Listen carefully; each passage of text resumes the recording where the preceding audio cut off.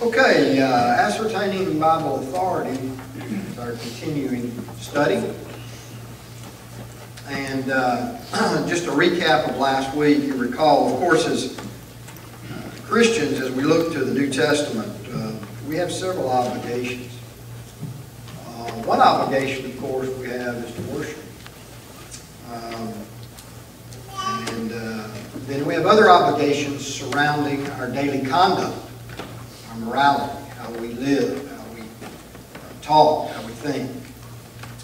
Then when it comes to the church itself, we generally talk about our obligation, or our primary mission is the same that Christ had while he was here, and that was to seek and save the lost. And subsumed within that, or under that obligation, then we generally find in the New Testament is generally broken down into our obligation of evangelism and benevolence, fellowship, or exhortation, encouragement.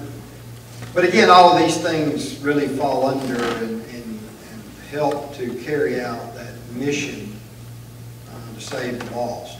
So we have a lot of obligations, and so when we're talking about Bible authority, we're trying to figure out, we have there's not a choice as to whether we meet the obligations. But the question is, how do we go about meeting those obligations, and how do we do it pleasing to our Father in heaven and to our Lord Jesus Christ? And of course, then we're asking this question, how do we establish authority in our worship, in our conduct, in the work of the church? And we notice that, and again, we've hit these verses over and over again, but God, over and over in His Word, has established the fact that He will not accept that which He has not authorized. And so, even for instance, in the worship context, you go to the very beginning of time, Genesis chapter 4, with Cain and Abel. Look at Malachi 1, where the prophet, God through the prophet, talks about their worship not being acceptable. Jesus talked about teaching for doctrines, the commandments of men. And then we notice that use of the word throughout the Old Testament, strange, which of course not meaning peculiar, like we use the word strange in our modern day English, but unauthorized. And so it made Abner Bayou offered unauthorized fire, strange fire, Leviticus chapter 10. 1 Kings 11:1, Solomon married strange women. Again, you have 1,000 women, there probably were some strangers. But we're not talking about their personalities. We're talking about the fact that they were unauthorized. If you go into Jude 7, he talks about strange flesh. Again, homosexuality, as far as I'm concerned, is a strange and peculiar behavior. But that word means unauthorized. And finally, if you go into Hebrews 13:9, the writer there talks about strange doctrines. Well, again, I've heard Brother Mosier use that term, that's a strange doctrine. Well, it may be strange, but again, the idea there is unauthorized. And so we mentioned then that there's generally two problems that plague us, whether you're talking about the denomination, and really get away from the denominational world, even just in the church itself. We're generally plagued by two extremes, if we're not careful. Antiism, or radicalism, sometimes called, or on the other end, liberalism. And that is the radical binds where God is not bound. He makes law where God has not made law. His matters of opinion become matters of faith. And he may actually even withhold fellowship from other children of God, other Christians, based on something that he's come up with. Whereas the liberal, on the other hand, is a looser. He loosens where God is bound. He takes matters of faith and treats them as if they're matters of opinion. And so he discards law where there is law. And as I mentioned last week, that attitude, because of the attitude is the same in both circumstances, and that attitude is what? A person who goes either direction, has an attitude of what? Sets himself up as what? His own God. He'll decide rather than let God decide. So, because the attitude of the radical or the anti and the liberal are basically the same, it's not unusual to see people swing from one extreme pendulum to the other, because frankly they're the flip side of the same coin. And so sometimes you'll see that. You'll see antis go off into liberalism and vice versa. Because the attitude, they've never fixed that problem in their heart. They've never fixed the issue of wanting to do what I want to do rather than letting God tell me what He wants me to do. So we listed several things last week about, before we talk about how God authorizes, we need to talk about how He does not authorize, and we talked about all kinds of things. He doesn't authorize based on my likes and dislikes. He doesn't authorize based on what's appealing to the masses. There's all kinds of ways and matters that people make decisions in religion these days in which He does not authorize that. And the last one we looked at, and an extremely important one because it will help us as we go through these other ways, we go through the ways of how He authorizes. And the last one we looked at in detail is that He does not authorize based on what? What was our major discussion last week? Silence. He doesn't authorize based on His silence. We started in Matthew chapter 15, and we looked at the account of the Syrophoenician woman, and we saw that the disciples assumed something from Jesus' silence which was incorrect. And so people who assume things from God's silence and think that He is indifferent toward a subject or whatever the case may be just because He is silent on a matter are making a huge mistake. And so we go into passages like we normally do, like Hebrews chapter 7 talks about the fact that Christ could not be a priest on earth because the law spake nothing concerning Judah with regard to priesthood. It only spoke about the Levites and specifically the family of Aaron. That is an operation, that is a conclusion, a correct conclusion that the writer of Hebrews draws from God's silence. Same thing in chapter 1 when you look at verses 5 and 13 when he talks about at which time, to which of the angels did God ever say this? Well, the point is, He didn't say it to any angel. He only said it to Christ. Again, that is an argument from silence. And, of course, usually when we go to the Old Testament, we're talking about, we usually use the episode of Uzzah to discuss that issue. But I took you to Joshua chapter 6, which I think is an outstanding example. Joshua chapter 6, verse 1 through 20. God told the people what He wanted them to do, but it's interesting that Joshua then comes back after God and basically says, okay, this is what He said He wanted us to do. Let me explain this to you a little in more detail. And basically what He said was, when He said this is what I want you to do, then don't do the other. I mean, that's what Joshua says. When God says, wait till the seventh day to shout, that's all God said. Joshua came back and said, well, what that means is, don't say anything for the first 6 days. I mean, Joshua actually comes back and explains what God's silence means to these people.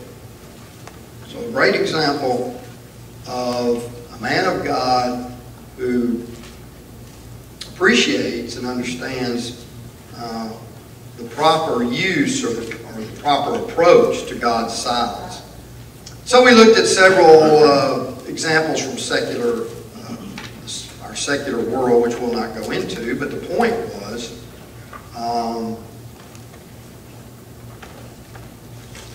you know, we use this principle every day, and we all understand it. We all understand that when we receive authority to do something, then that authority does not allow us to do other things. And I thought in Brother Miller's little track, I need to get some of those out, for those of you that can get it. But I thought that was a great example, the very first one, about the restroom doors. I go into a restaurant, I see two doors. One says restrooms, the other says authorized personnel only. Well, I know that I have authority to go in one door, and it might not even say only. It might just say authorized personnel. But I go through the restroom door and I see two more doors. And one has a stick figure of a man and the other one has a stick figure of a woman. I know, without anybody having to explain to me, that I've only got authority to go in one door, the one with the stick figure. I don't even have to have a word. I can just have a picture.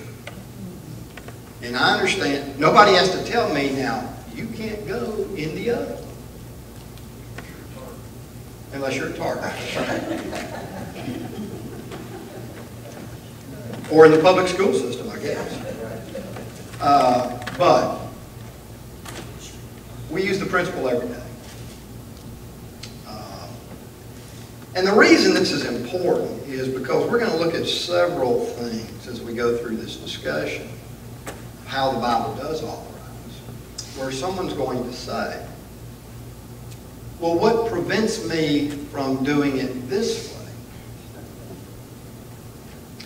And the fact of the matter is, what prevents me from doing something or something this way is not necessarily the fact that God said do it this way, but it's the fact that what? He didn't say I could do it that way. See, there's a silence issue there. I get my authority from what He says, not from what He doesn't say. So, I think I mentioned to you last week, and if the best book I can think of to go through, if you want more detail than what we're going to discuss over the next week or two, yeah. Hey, this is perhaps a mundane statement, but many of the things, using those stick figures, because of our folkways and mores, we know that. We've learned that. But our folkways and mores are being turned upside down now. And I'm going to leave it there. Well, no, I think you're right. I think you may be right in this sense. I assume we give these examples from secular life because all of us have grown up in a world where we understand. Well, that's what I mean, secular life. Yeah. But you're right in that people that are being raised now may or may not understand that. I mean, generally, authority is totally disregarded. And in fact, it's pretty much, you know, if you want to do it, then it's okay. I mean, the fact that someone, I mean, just look at the news. The fact that someone wants to come here illegally, I'm supposed to just say that's fine because the rules don't apply to them, apparently. They're called immigrants. They're not immigrants. They're lawbreakers. They're illegal aliens. It's an invasion. If you're going to use the term immigrant, there's a legal way to do that. But people don't understand that anymore. It's pretty much, if I want to do it, then I should be allowed to do it. And so, yeah, you're right. I don't know if people really, there may come a time, I mean, people are taking the position that everything's subjective. There's no right and wrong. And so you're right. I mean, these examples may not mean much to anybody, the way society's going. The problem, of course, is with God, it doesn't matter what 7 billion people decide they want to do, it will not change Him. Ever. I mean, I go to John chapter 6, and Jesus looked at those 12 apostles whom He had invested, frankly, a lot of time into, and said, what? Will you also go away? What is God saying? What is God in the flesh saying to them? I don't change. Ever. What I say goes. And I'm not changing my message. So, the question is, will you go away? Will you do like these others? Because I'm not changing. So, at any rate, as I mentioned last week on that discussion of liberalism and antiism, chapter 15 of Brother Warren's little book, The Bible Only Makes Christians Only, and the Only Christians, has a great discussion of that concept. But if you want a book that discusses in more depth the things we're getting ready to discuss, I always recommend his book, When is an Example Binding, because he discusses all of these ways, not just examples, but he discusses all of the ways in which the Word of God authorizes and gives several detailed examples. Greg, Yeah. what book did you say that was? When is an example binding? Example in quotation marks. Who's that by? Thomas Warren. Thomas. And it's a paperback, less than 200 pages. But it's worth your read and study. So let's start with that. How does the Bible authorize? We'll go in the order that Brother Deaver uses in his little book. And we'll start with examples. Now, an example, according as he says the dictionary, is defined as that which is to be followed or imitated, a pattern. We talked about that. We talked about, quote, pattern theology. Well, if it's a pattern, if God has really set it forth as a pattern, then it is to be followed. It's to be imitated. And Brother Deaver says, well, wait a minute, doesn't Brother Warren have a little book that say, when is an example binding? Brother Deaver's point is saying, asking the question, when is an example binding, is kind of tautology. Because if it's an example, it's for us to follow. But you'll notice in the title of that book that he put the word example in quotation marks. The reason being is because that was the question people were asking, and so that's just the terminology he used. As Brother Deaver points out in his little book, the question ought to be, when does the Bible account of an action constitute an example? In other words, when I read about something that someone in the Bible did, when does that constitute an example such that I am either obligated or encouraged to imitate it or follow? So when you use the terminology, for instance, he's saying like approved example. Well, if it's an example, it's approved. Or it wouldn't be an example unless it's a bad example.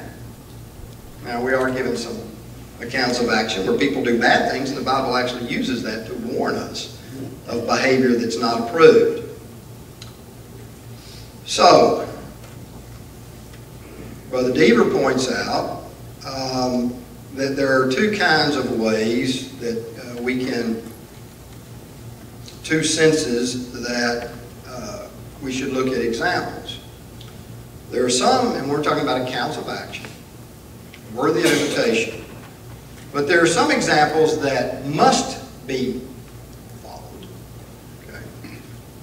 But there could be another example or category of examples that may be done. They're authorized. You can do them, but you don't have to do them.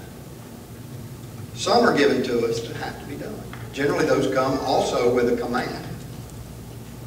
For instance, let me give you one that may be done, just right off the start.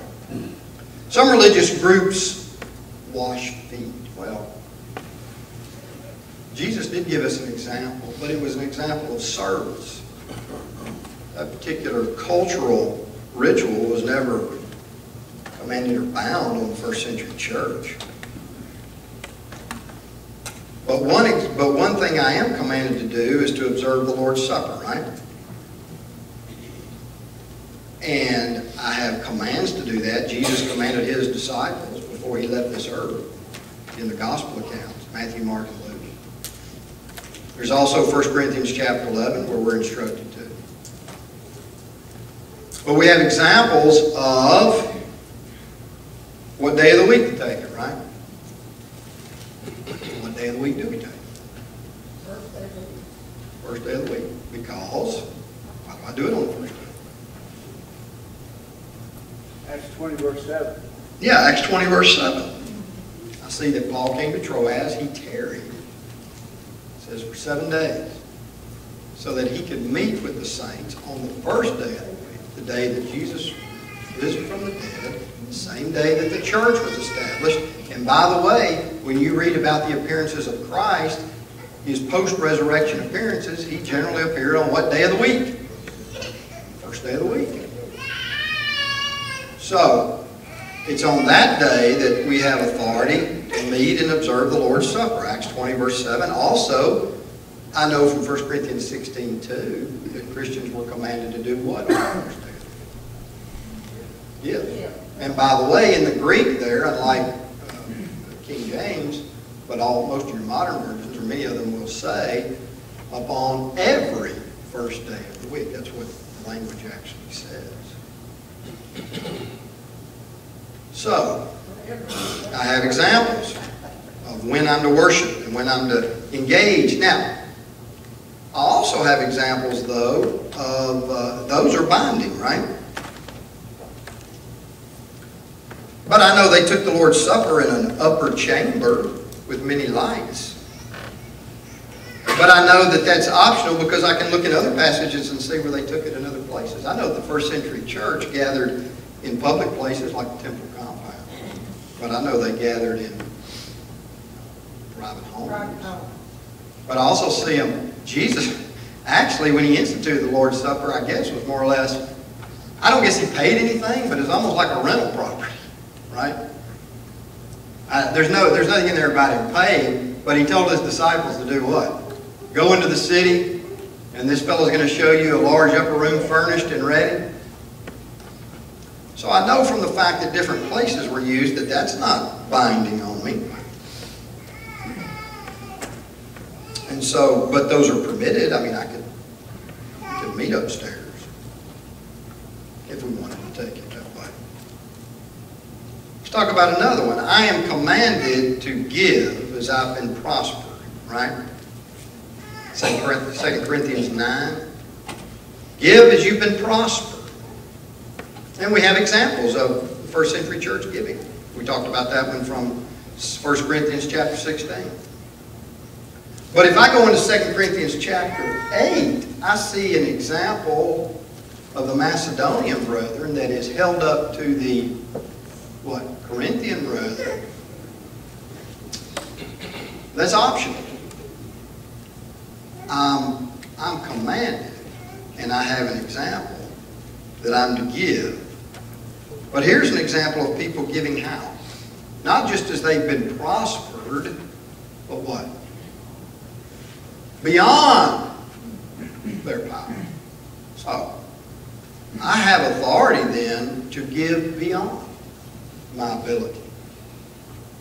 But that's not the commandment. The commandment is to what? Give as you've been prospered. But I have an example of brethren giving beyond their ability. So I have a command to do one, I'm authorized to do the other, but I'm not required. I'm not required to come here every week and give beyond my ability. Right? Or beyond their power.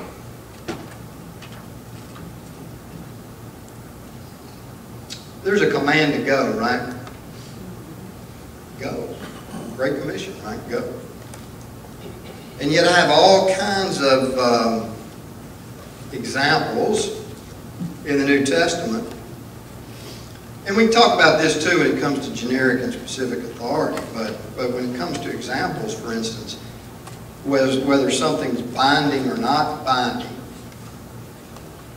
I have a command to go. And I have plenty of examples of people going in the New Testament. All the apostles going out, even just regular members of the Lord's church, right? When Saul was persecuting the church and they were scattered abroad, there's an example which I have to follow because there are commands to do so. There are commands to teach and evangelize. So here I have an example that's binding upon me. These disciples were scattered everywhere preaching the gospel. But I've also got examples of them going different, using different modes of transportation, right? They walked a lot. I know that. They went by ship. I don't know if they rode. I don't know if there's any examples of them riding any beasts or not. I know that when Paul was taken to Caesarea, there was some cavalry that went with him, but I don't know if he rode or not, because there were foot soldiers too.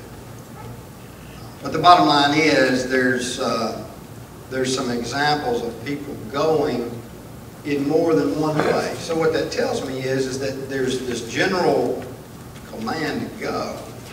But because I have examples of people going different ways, then I'm not bound by any one of those particular examples. I can walk. We do door knocking, right? But I dare say in our day and age, we wouldn't get a whole lot accomplished if we expected to walk or take a ship only. Take the gospel.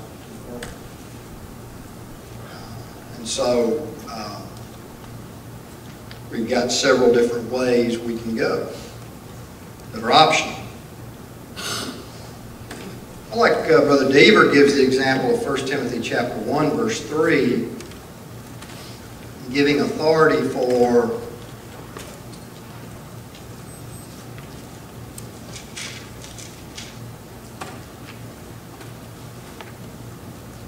he told Timothy to remain in Ephesus. And so he says this is our authorization. It may be imitated for a gospel preacher to do what? In fact, Paul did it himself. He stayed in Ephesus for how long? Yeah, like 3 years total or something. Here Timothy is told to remain in Ephesus. And so, therefore, there's authority there for a gospel preacher to do what? Yeah, be a located preacher, right? He doesn't have to just travel around from week to week. Go to a different church every week. That's authorized too, because we see them doing that as well. But like he says in his little book, but I also believe that a congregation with elders may exist and work without a local preacher. Whereas I guess you could decide not to have one. You can just let different members get up every week. Or a preacher could work with a congregation that has no elders if there's not any qualified. Or you might even have a congregation of people that has no elders and no local preacher. Because you can't have elders if you don't have any that are qualified. In fact, I can recall, I don't think it's as prevalent as it used to be, but it seemed like years ago our students used to go out and preach at a lot of small congregations in North Mississippi and eastern Arkansas, where there might be like 10 women meeting in a location. And so the student or students would drive over and do it all, right? They'd lead the singing and say the prayers and take care of the Lord's Supper and do the preaching. But there's an example of a congregation of the Lord's people that has no elders and no located preacher. So again, things that we are allowed to do, that they're examples of in the New Testament, therefore they are authorized, but not necessarily binding. He mentions Acts 11, 29 and 30. Authorization for a congregation to select a couple of people to take some blessings to other people. But you see that throughout the Scriptures. Congregations sending relief, maybe by one person, this person or that person. And that person may go by ship, probably had to. For instance, Paul was in prison in Rome, and there were those who were sent to him. Well, they had to go over the water at some point where they were coming. They walked. His point is, well, I get, the point is that you could actually send relief in some other way. Like you wouldn't necessarily have to send somebody in person. You could send it through the mail, FedEx or UPS or whatever. So the point is that as we look at these examples, and examples are to be imitated, we have to determine from the totality of Bible teaching on a particular subject and the context in which they are, we have to be That's how we determine, is this example binding in the sense it must be done? Or is it an example for me that I can do? Either way, it's authorized. But sometimes they're required, sometimes they're allowed, as in that example of giving. And of course, he mentions the fact that just because you have an account of action doesn't necessarily mean it's an example. We talked about that. You could have some bad people. We're not expected to do what they did. Yes? Personally, I find fasting to be one of those things. Jesus taught when you fast, don't be a hypocrite. Jesus fasted. And then and you say, well, that's the old. But then you come into the church, and all the apostles and everything in the church members were fasting. And they were told to fast. Acts 13, it said that before they sent them out, they prayed, fasted, then they laid hands on them and sent them out on the mission. I mean, that's an example. Right. And then, I think it's an excellent example. Yeah. Fasting. There's no question that people fasted. Frankly, for thousands of years, people have been fasting. Not just to lose weight. That's usually why we fast. But they were fasting for spiritual reasons, because it was believed to provide some spiritual clarity when you deprive yourself of some earthly indulgence, such as eating. And so people fasted. When you get to the New Testament, that was already a practice that was going on. And so that was continued in the first century, especially among the Jewish brethren who were used to that. I don't know as much among the Gentile brethren. Yeah. Unfortunately, there's still, well, it's been a long time since we were at this particular congregation. But you still have brothers rising up among you, want to bind that kind of business on you. But what you just said with respect to the students going out and just being women, I was reminded, and Pearl has heard me say this many times, when I was a boy growing up, I was born in Tallahassee, as was my mother and dad and two of the siblings, but grew up in north central Florida. And when we would go up to Tallahassee, because that's where the grandparents on both sides of the family was located, going to Tallahassee for church service on a Sunday morning. And I can remember, they must, in my mind's eye, I remember, about 15 women. This was all African-American church, obviously. 15 women. And one of the sisters there, I can remember even today, her name was Berta. They were so excited to see my dad with these two boys coming in and doing all of the work. Because that's all that was there, with these sisters. Oh, absolutely. So that exists a lot more than people realize that there are. And again, I got to be careful here, but it's always seemed to me throughout the annals of time that women have been more concerned about religious things or spirituality than the men. They were usually over in the saloon somewhere while the wives would go to church. I think that's generally true. I think that men, to a certain extent, have abdicated their role as spiritual leaders, and frankly, just being real men. Now, some of that's because there's some women that want to be men. But, you know, we got way too many men still living in the basement of their parents' homes, playing video games, instead of, being men, accepting responsibility. But getting back to this fasting issue, though, I know that when Jesus talked about the Pharisee and the publican, what was the Pharisee bragging about? He fasted. I get the indication there that that's not necessary. Jesus' part. He said, look, the publican didn't say that. He didn't say he was a big faster. There's also a warning against asceticism in the Scriptures. Taste not, handle not, touch not. There were those that were teaching that, you're more spiritual if you deprive yourself. Paul said there were some forbidding what? To marry and eat certain things. Still do. There's not anything necessarily spiritually makes you spiritually better by those things, but as Jerry said,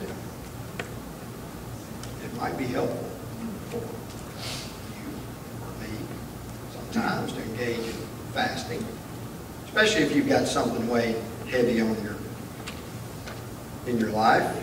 but not necessarily required based on those other passages. So there are actions that are sinful. Well, we don't imitate those. He gives an example of actions which were right when performed, but wrong if we did it now. And we mentioned this earlier. You know, the church didn't evangelize Gentiles for approximately 10 years. There's no censure in the New Testament on those brethren for not doing that. But now once Peter was given that vision and clearly explained to him that this is an obligation, well, we no longer have any options. In fact, that was just the plan, frankly. Jesus said in Acts chapter 1, you're going to be my witnesses where? Jerusalem, Judea, Samaria, uttermost parts of the earth. That was the plan. But now there's no limiting it to Judea and Samaria. I mean, we're beyond that. So that example, you know, obviously was temporary. It was okay at the time, but we wouldn't do it now. He mentions those actions which were temporary and obligatory, and we talked about this early on. Desiring spiritual gifts. Well, there's a command. We don't do that anymore. Some actions which were temporary and optional. I like this one. Here's an example that was temporary and optional. Paul circumcised Timothy. He would not circumcise who? Titus. But he circumcised Timothy because circumcision was required. No. But we have an account of an action which was optional and frankly temporary, because we're not going to run into this anymore. But during that time, when the Jews were having to accept the fact, going to have to accept the fact, that is, the Jewish audiences to which Paul was preaching were going to have to accept the fact that Gentiles, they were going to have to be saved just like Gentiles and vice versa, and God had accepted all men. The Jews in that particular area knew that Timothy's father was a Greek, but his mother was a Jew. And it could have been a stumbling block for some of them for him to be uncircumcised. But we don't. Circumcision is not a test of anything 2,000 years later. It's done for hygienic reasons. But now we got people, you know, refusing it today. I don't know why. I guess the same people that eat kale and seaweed.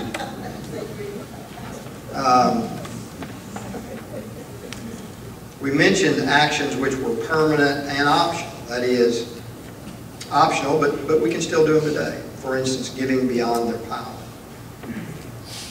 But permanent and obligatory, that would be giving it all. And giving as you've been prospered, by the way. The Bible doesn't just say to give. The obligation, the permanent obligation enjoined upon the church is to give as you've been prospered.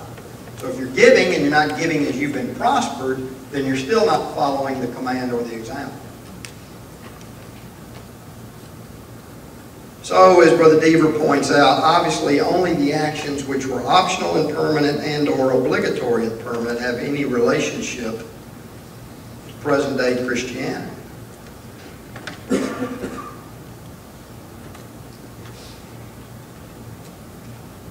And then he makes the point, and I want to make this again, an example does not exclude. Okay? It just doesn't. A command might. But traveling by boat and traveling by walking doesn't exclude cars. Acts 27 authorizes observing the Lord's Supper on the first day of the week. But as he points out, partaking of the Lord's Supper on other days of the week is sinful. Why?